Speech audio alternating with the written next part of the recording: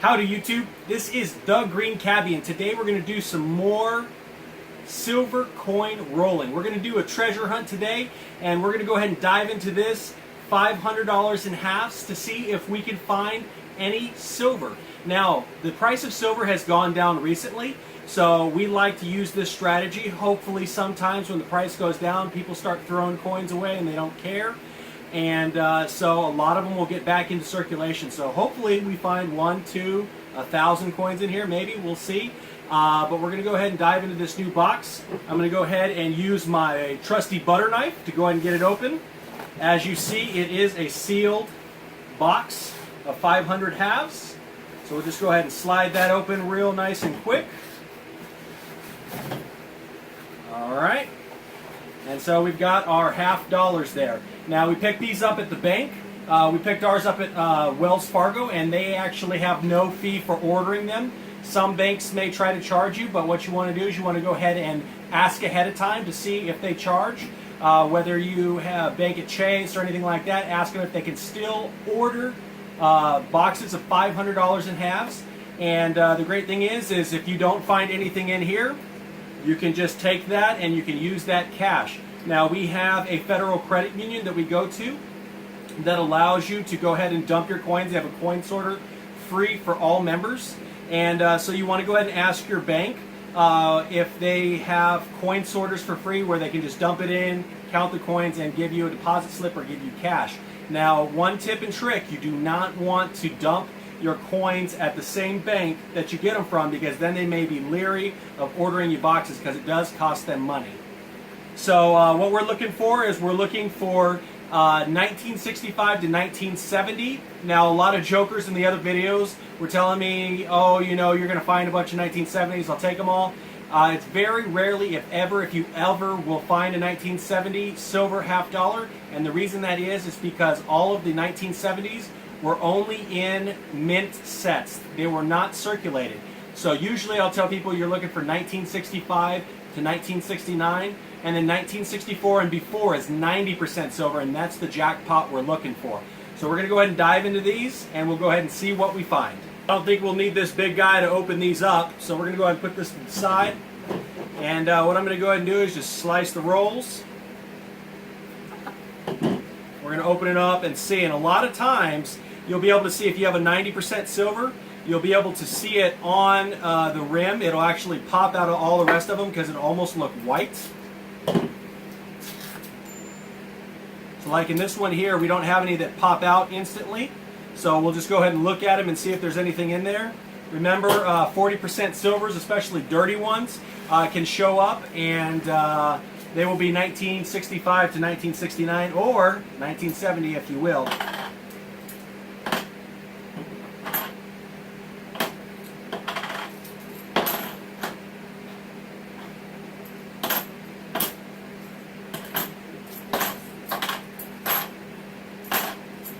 There is a lot of 1971s, which is kind of funny. Right on the cusp. A lot of bicentennials. Let's go ahead and dive into these, see what we can find. And a lot of people will be saying that, hey, look for key dates, and I'll be looking for 1974. They do have a double die on there where the We in We Trust is doubled. So that's actually $28 right now. So I'm going to go ahead and see if that's in here.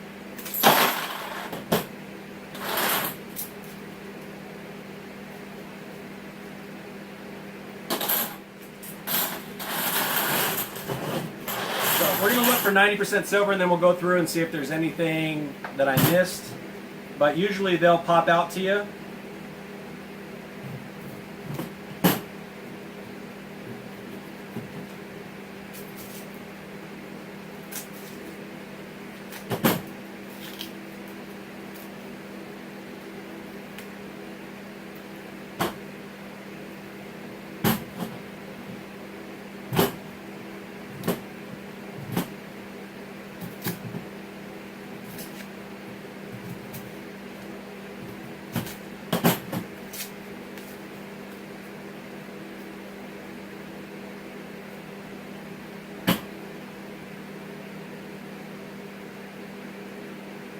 Oh, we got an 88 with some nail polish. Definitely not what we're looking for.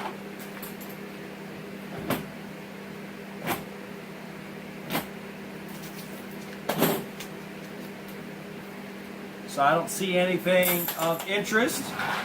So far all we found was one with a star, one with some paint nail polish, shiny bicentennial with a good hue on it, 1980 similar brilliance, and a 1989 that looks real nice. So what I'm going to do is we're going to go ahead and go through all of these guys here, see if I've missed any 40%ers. And if not, I might have to say that all of the silver in the world has been picked over already. Let's see if we can't find something. But if not, then we'll show you our meager findings.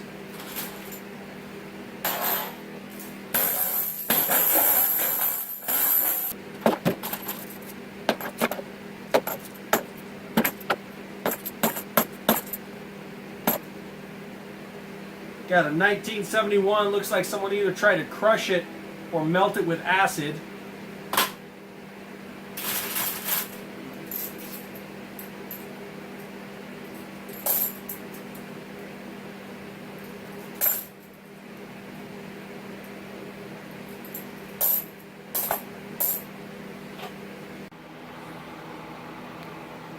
Looks like one of the big things we found today was some free black hands. They got super dirty, and I don't know if you can see, but they're nice and sparkly. I think my wife's gonna really like that. All right, so here's what we found. We got a bunch of $50 that people decided they were going to decorate, either by painting them or burning them or putting different designs on them. None of these are any exciting coins, but this one here looked pretty cool. Looks like they colored it with a magic marker and then tried to clean it off. And then all of these right here are 1974 Ds, and we went ahead and took our numismatic 10X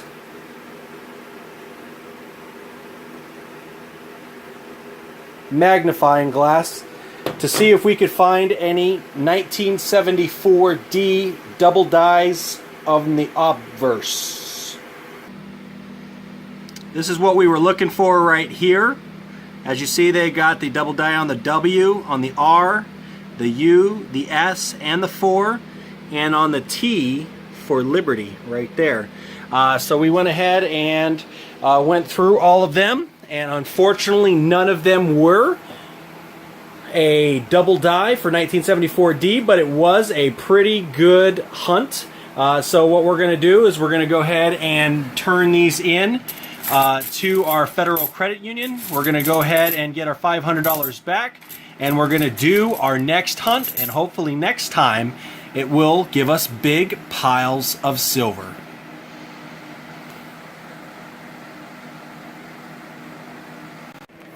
Someone try to melt one with acid or crush it. This one's really beat up. And we got some with nail polish. We got an Apple sticker on this one. We got a mailing label on this guy, a star, nail polish. This one here somebody burned with a lighter or a match, which is crazy. This one somebody painted red. And this one somebody decided, hey, I'm going to tell you I already went through this roll.